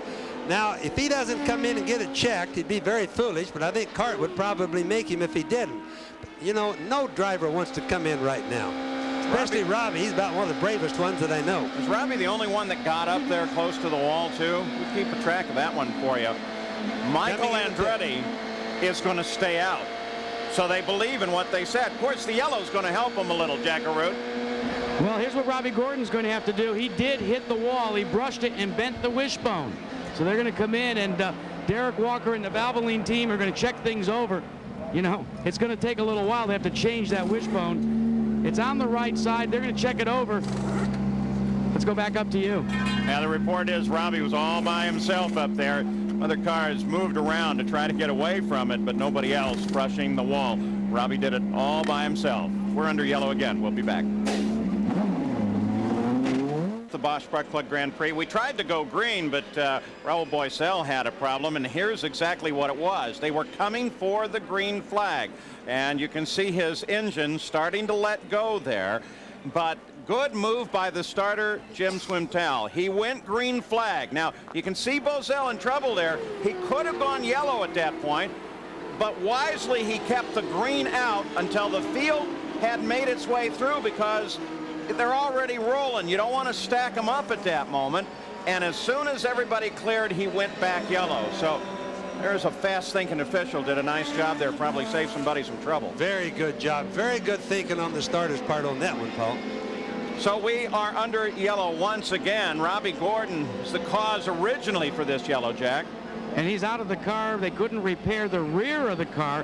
Robbie, it looked as if we rode on board with you on one of the replays. It looked like the car just literally got away from you there for a second. Yeah, you know, we were fighting a power oversteer problem, and I was trying to roll back on the power. The car stepped out. I moved over. I was already on the outside line. That put me in the marbles when I corrected. And I just tried to keep it off the wall the best I could. We've talked about the marbles before, the rubber that comes off the tires under race conditions and finds its way to the outside groove. What does it feel like for a driver when you get up in the marbles like that? It feels like you're on sand on top of the asphalt. You know, with the tires getting softer and softer like we're doing with the tire war, you know, once I got in that outside groove, it was just trying to keep it off the wall. Well, tough to see. Let's check in with Gary Gerald. Gary? Well, Jack, we're checking in down here in the Michael Andretti pit, and the concerns, of course, about any fuel considerations, having stopped last at lap 117, long evaporated, because with the yellow now, you can conserve all of that. So a lot of smiles down there. They're nervous. Michael's last victory on the streets of Toronto last season, like nothing better to be able to climb to the top of the podium today here in his hometown. Jack? Gary, we've been monitoring the radio conversations between Hogan and Penske and their driver, Emerson Fittipaldi. And listen to what they just told him. They said, Emo, you are faster than Michael Andretti. Go after him. You can win this thing. So it's back to green flag racing, and it looks like it's going to be a sprint to the finish now. 200 laps of scheduled distance. They're on the 177th lap, and look at the whirlwind head around. Watch the people when they see the camera go by, like when they see close-up shots, look to the outside of the groove, and you can see all these marbles, little balls of rubber. And that's what happens to Robbie Gordon, some of the guys that get out there a little too far. They get on that, it's like on ball bearings. Paul Tracy there already picks off Jimmy Vasser for 6th place and tries to move up through the rest of the field and catch the leaders. Front 5, Michael, Emerson, Al Unser Jr., Greg Moore, and Bobby Rahal.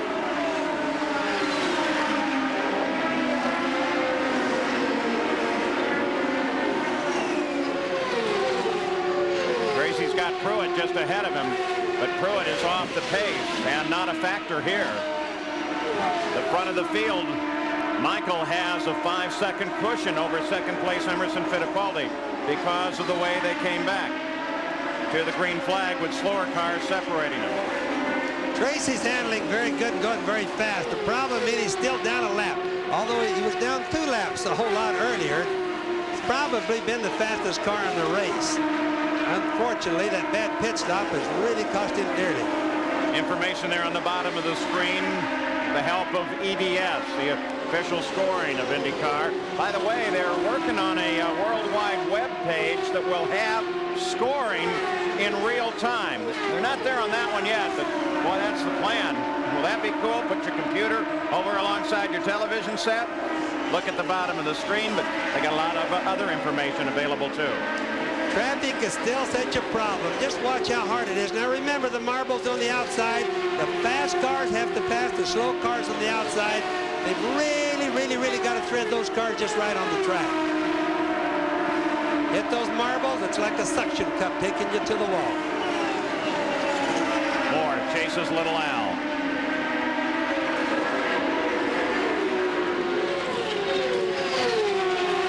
Boy, take a look at that. Al Unser Jr. steadily falling away from the leader. From his position of 3rd place. Emerson Fittipaldi rides alone. And here is the greatest threat for a position as Moore catches up to Little Al.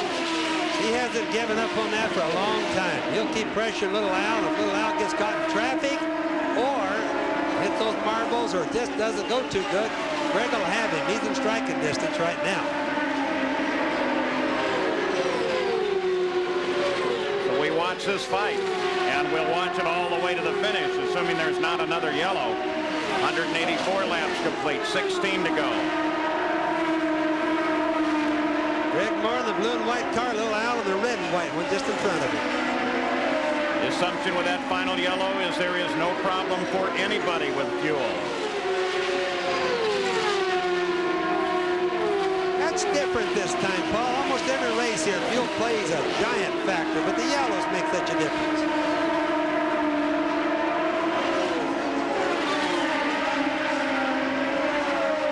You can see the groove difference of where they run between Little Al and Greg Moore there.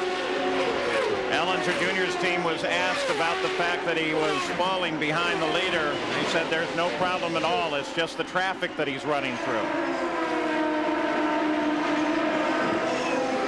Leader is still Michael. The tires are also getting a little bit worn at this particular time.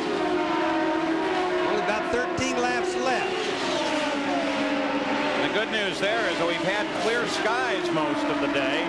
Some clouds lay off over the hills of the Lehigh Valley, but the clear skies have at least kept the track consistent. Certainly been good for the drivers and the engines. The colder it is, the better it is. Maybe not too good for the fans, but really good for the drivers and the engines. There's your leader, Michael Andretti. 7.3-second lead as he crosses the line. Now you look back for the red car of Emerson Fittipaldi.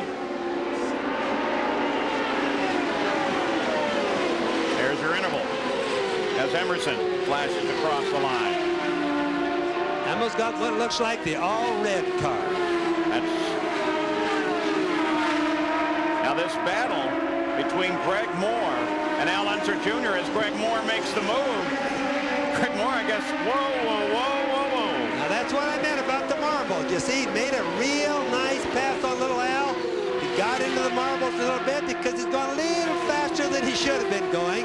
Little Al just went the same speed, went right back by him. Now, taught Greg Moore a lesson. Now let's see how smart the boy is. You would have think that's one that he learned on his 2 wins here in the Indy Lights, but patience can be a major virtue. These are the fastest cars in the world right here. Now this battle, well, can tell that moment at least, in keeping track, the bottom of the screen there has actually been pulling them forward and closing down on Emerson and Michael. In fact, there's Emerson. Emerson's on the right there, the red car. Emerson's low to the left there right now. Little Al's the one behind him. The red and white car, and then Greg Moore, the blue and white one. 2 slower cars separate them. And Greg Moore is proving he wants that position as he tries to trap him coming off the corner. And Greg Moore grabs 3rd place away from little Al. Emerson just ahead, 8 laps to go. Greg Moore did a good pass on that. He baited little Al down low, then got him right on the outside. I don't think little Al expected him there. Now the traffic just ahead of Moore. He's a figure that they tend to recognize in their mirrors and give way. He's already around their A-hole. Johnstone sitting up there shouldn't be a problem. And now Greg Moore comes in direct contact with Fittipaldi. Those young guys sometimes like Greg Moore just don't know the difference, Paul. Or they're incredibly good. Yes, they are. He's incredibly good for sure. Michael Andretti pulled out a 12-second lead. If Michael wins here, he'll become only the 2nd driver to win from further back than 4th. He started in 5th. Ari Leyendyk won from 11th in 91.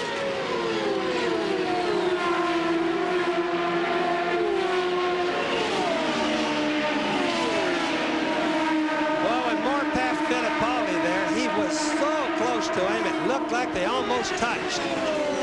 195 laps complete. Look at Moore. Unbelievable. Around Emo and Moore into 2nd. He started 13th, and now he's looking for Michael. But time is running out.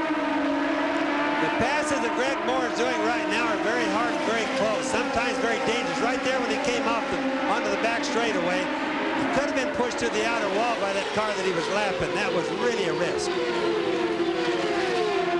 Michael Andretti has the lead of the race. Greg Moore comes around Fittipaldi, moves into 2nd place. Greg has found a groove on the outside. That's where he's doing all of his passing right now. On board with the leader, Michael Andretti. Looking ahead for the flag stand. He discovered that pass a little while, I started to say, Paul. And the white flag will come out for Michael Andretti. 1 more mile to go. And Michael will put it back in the win column. And Newman Haas will have another victory. Something they do quite regularly every season. Michael Andretti on his final lap now of the 200 laps here in the Boss Spark Plug Grand Prix, looking for career win number 31. Greg Moore coming toward the line in 2nd place. As Michael comes off the corner, twin checkered flags are there. Listen to that crowd in front of the hometown. Michael Andretti takes his 2nd win here at Nazareth. There's Greg Moore as he turns for home. And Moore comes across 2nd. Followed by Fittipaldi and Al Unser Jr. Al Unser Jr. gets him right at the line. Wow. What a finish. That's when they've got all Greg the guys Moore on the charge. All the guys are right together, Paul. We could hardly see that little Al got by right at the very last. So Michael Andretti takes the win. Ties him with Al Unser Jr. for the lead among active drivers in wins. And the crowd here in Nazareth loves it. His house is only about 3 miles from this racetrack. That would be a happy boy. Hometown win. There's nothing better than that. So we'll be back to talk with Michael Andretti as the winner of the race after this message and a word from our ABC stations.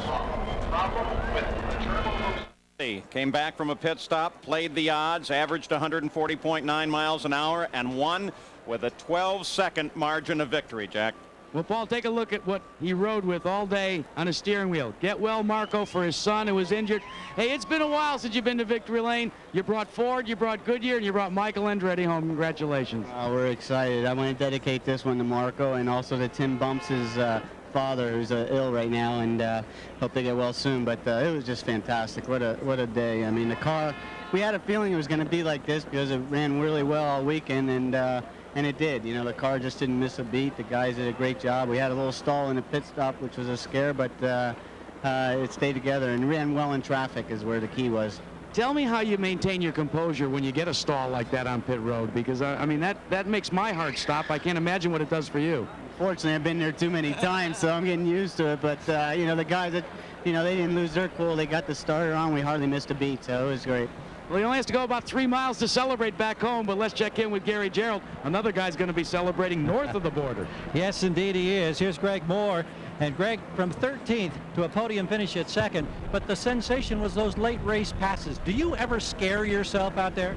No, I one time actually when I got inside Junior, then I just powered straight through and almost pushed up into the wall of the last boat. I think it was about lap 190 when I first got by Junior. Got a bit of a scare there, but you know, the whole players team we're ecstatic. I mean, I don't know what to say. I'm just so happy. You lost 5th gear during this event, but apparently it was of no consequence. Well, I guess not. You know, apparently we turned the fastest race lap, and you know, we still finished 2nd. I think we could have caught Mikey if we had a few more laps, but you know, it's my best finish, the team's best finish this year, and I couldn't be any happier. Well, you talk about rising stars, you're looking at one. Paul? No question about that. Now, don't forget, when our coverage is done here, ABC's Wide World of Sports 35th anniversary schedule. But also, when we come back, there's plenty more to talk about and plenty of people to talk with. Now, Michael Andretti celebrates in the winner's circle at the Bosch Spark Plug Grand Prix. IndyCar is completing a 200-mile run at Nazareth Speedway here today. We got some other guys had a pretty good run today. One of them, Al Unser Jr., Jack. Well, I'll tell you what. Now, turn 2 got a little exciting on that last lap, but it came out good for you. Yeah, I just, you know, I want to say hi to my kids out there. It was a rough day today, and it was tough. You know, I was fighting a loose car all day today. I couldn't get any power down at all coming off of corners all day. I tried different tires and just tried to work with it all day, and I just couldn't get anything out of it. And then I made the mistake not following Mikey into the pits when I was running 2nd. That put me at the tail end of the pack again, and you know, Penske was calling a great race. If his driver would have only listened to him, we would have done a little bit better job. So, well, he still came home in a podium finish, but the guy he beat out is with Gary Gerald. Emerson Fittipaldi still manages a smile. I know one of the priorities was to be able to finish, and you were able to do that, but I know, Emerson, you would like to be on the podium. Did something go wrong with the race car in those final laps that you couldn't protect that position? No, Gary, I was boxed by Hurt, and I couldn't go on the outside of Hurt, and both Greg Moore and Junior, they were able to run on the outside of turn 2, and that's when I lost the position. I was just boxed behind. At that time, my car was pushing too much, and I couldn't go on the outside. That's a shame, because I was running strong the whole day. Good to see you back as a contender, though. Congratulations. Thanks, Gary. Paul? Emerson Fittipaldi. Well, what's this do to the points as the crowd heads home to talk about this when Jimmy Vasser is still managing to stay at the top of the points order? He's only been eclipsed once by Scott Pruitt, but now has a firm grip on it, followed by Junior, Pruitt, Moore, and here's the rest of the points order. So, Bobby, the battle still is an excellent fight in the championship. And in the Manufacturers' Championship, well, Honda's still on top, but today, well, that closed things up. Ford and Mercedes both had nice performance. Of course, Ford taking the win. In the Nations Cup, that's the United States. Looking very strong. You're going to get in a lot of trouble with that, Bobby. Still more to talk to and more to talk about from the Bosch Spark Plug Grand Prix. We'll be back.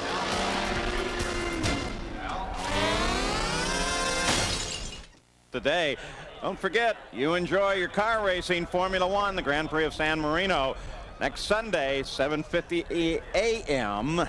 on ESPN2. And, of course, the NASCAR Save Mart 300 next Sunday as well on ESPN. That'll keep you up to speed on motorsports. Now, Bobby Rahal finishes in 6th place, Jackaroo. And Paulie complained all day of just not enough grip. What does a driver do when you don't have enough grip? Hang on. Yeah, no, it was not bad. Just we put an awful lot of laps on those tires the last run. We put almost 89 laps, I think, on them, and you know, that's far more than you would run. And I mean, that's probably taking them as far as you can. And unfortunately, I just got blocked in traffic there right at the end. I think got behind Emerson a little too close, and I just lost the front end, and that's all Paul needed to get by me. But you know, all in all, the car wasn't too bad. It was better than a lot of others, but you know, unfortunately, just not quite good enough. Had his hands full all day, Gary Gerald, but not quite as much as Paul Tracy had. He really had his hands full. Yeah, Jack, you're absolutely right. And Paul, I know it's this has been an emotional roller coaster ride. We mentioned the fact that you lost an uncle earlier this week who passed away in England. You had that on your mind today. Then this incident in the pits. How difficult was it for you to regain focus after you saw one of your team members go down? Well, it really was. It was a tough situation to do. I came in, and I didn't think I was going too fast, but the tires were all blistered up, and I just couldn't stop, and I ended up hitting him, and then I was just, the look on his face was devastated me, and it broke a lot of my confidence during the middle of the race, and they didn't know how he was. And then later in the race, just before the last yellow, he came on the radio and said that he was all right, and he wanted me to kick some butt and get a good finish. So that got me motivated, you know, and it was tough because I was thinking about him a lot, hoping that he was all right, and then I was able to, you know, put on a bit of a charge. But the car was, after that, the car never really handled just right, but we were able to salvage a good finish for the Marlboro team. Well, in fact, I wonder, you went 2 laps down, you got one of those back, you end up in 5th place, and you gained some very valuable points after it looked like it might be a totally bleak day. Yeah, I mean, it didn't look good after the first stop, but, you know, the crew guys rallied. We came in and did a stop after that, and, you know, they really worked hard, and everybody worked hard, but it wasn't our day, but hopefully at the US 500 it'll be ours. Thank you, Paul. Let's check in now with Jack, who's with Christian Fittipaldi. And Gary, kind of a marked contrast. Christian Fittipaldi here with just a couple of his crew members, while the rest of the Newman Haas crew is celebrating his teammate Michael Andretti's victory. Christian, your impressions of short oval racing. I mean, how busy are you guys in the race car? Well, we were quite busy today. It was very crowded, the race. Basically, almost all of the cars finished the race, so it was a big traffic jam out there. And it depends on how the car is. It makes your day shorter or longer. In my case, it made my day very long. We just blistered 2 tires during the run, 2 sets of tires, and I also got a black flag. People don't even know why, and they think they got my car mistaken for another car. So definitely it made my day very, very long today. Like, the car was just oversteering since lap 20, lap 30. And I'm happy for the team. I'm happy for Michael, and hopefully it's going to be better in Michigan. That's what he's looking forward to, the next stop for these cars and stars. All right, here are the unofficial results of the Bosch Spark Plug Grand Prix. We don't expect any protest to change this. Michael Andretti taking the win. Greg Moore's best career finish. Emo's best finish since he won here a year ago. Well, for Vassar, for Pruitt, for Al Unser Jr., they've all finished in the points in all 5 races this season. Jimmy Vassar remains the points leader. And it's the first win for Goodyear tires this year. So those people in the engine and chassis and tire department may in fact have started a little behind. Seems like they've caught up here at the Bosch Spark Plug Grand Prix. Of course, the track has something to do with it. Well, they continue the celebrations down in the winner's circle here as the drivers climb to the podium. There's all 26 of the starters and how they finished. And here's Gary. Jimmy Vassar is standing alongside, and Jimmy, you go out of this with still a 20-point lead in the championship, but I know compared to the emotions you felt in 3 of the preceding 4 events, this got to be a little bit of a downer today in a 7th place finish. Well, you know, that's racing. You have tremendous highs and you have some lows, but you know, we did the best we could today. The whole Target Chip Ganassi team, you know, we never gave up. We had a car that wasn't, we didn't have our car working as good as we should have or could have, but you know, we finished 7th. This is a very difficult race, as you can tell, with the traffic and all that. And you know, it's important that we did finish, though, and get what we could. And we've been doing a lot of testing, getting ready for the US 500 next month in Michigan, and looking forward to going there and continuing on with the season. A lot of people said that the Honda horsepower advantage wasn't a factor at this racetrack. Will it be a major factor at Michigan? Well, I mean, there's so many factors in racing. It's engine, it's tires, it's great teamwork, you know, and you got to give credit to all the guys on the Target Chip Ganassi team and all the other teams. I mean, look at congratulations to Michael Andretti. They did a great job, and there's just so many factors in racing, and you can't pinpoint one ingredient. You can't give a driver all the credit for a win or a loss, so it's a team sport. No easy days in this sport. Good job. Thank you. Paul? You know, victories are coming in many different ways. For example, for Jeff Krosnoff, finished his first IndyCar race, first one for Toyota, and finished in 18th position. Now, coming up next, we'll take a look at some of the highlights of the race today, and Bobby Unser will have a final comment. Well, Nazareth Speedway and the Boss Spark Plug Grand Prix did it once again. A whirlwind of a race. Michael Andretti takes win number 2. From my way of thinking, it was a very exciting race. I think everybody thought that was here. It was a driver's race, and I think that's what the fans and the people on television want to see. You know, a nice time of year to come to this area of the country, the Lehigh Valley and everything. Look at all the beautiful blooms on the trees, nice rolling hills. Nice crisp day. We've been at beaches for the first 4 races, and now it's a little bit crisper. Well, Michael Andretti has taken the victory, and Greg Moore proved once again just how truly skillful he is as he carved up through the field and finished in 2nd place. Important to note, though, that Al Unser Jr. and Team Penske very much in the fight as Penske cars, chassis finished 3rd, 4th, and 5th. And Bobby Rahal's feeling pretty racy as he comes home in 6th place, followed by the points leader, Jimmy Vasser, who remains in the lead of the points. So we've had another great weekend with the Indy cars, this time at Nazareth Speedway. So as we leave you, let's take a look back at this weekend past.